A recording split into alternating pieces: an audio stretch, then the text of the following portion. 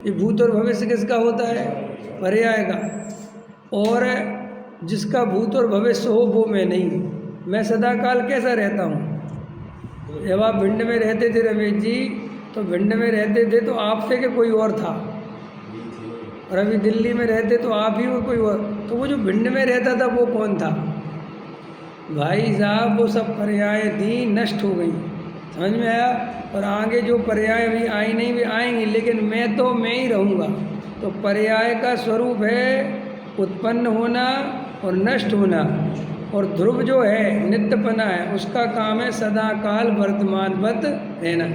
इसलिए आत्मा का एक नाम है त्रिकाली ध्रुव। ये त्रिकाली ध्रुव क्या होता है? जो तीनों काल में सदा काल एक रूप रहे, उसका नाम त्रिकाली। पर्याय त्रिकाली नहीं होती। इसलिए पर्याय का मैं त्रिकाली मनुष्य हूँ क्या?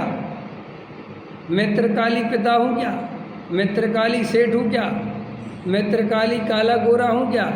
देखो, जहाँ जहाँ त्रिकाली नहीं लग सके वो मैं नहीं हूँ, और जहाँ त्रिकाली लग सके वो मैं हूँ। अब आप बताओ, आप किस किस में त्रिकाली लगा सकते हो?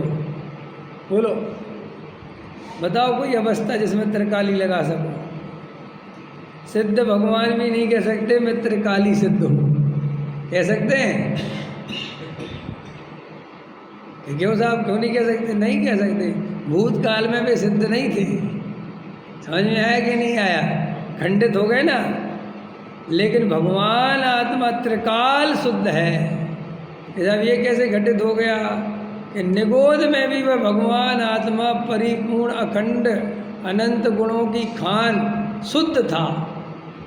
पर्याय में व्यक्त था कि नहीं, प्रश्न ये नहीं है, लेकिन द्रव्य स्वभाव की दृष्टि करने पर वो सदा काल शुद्ध है।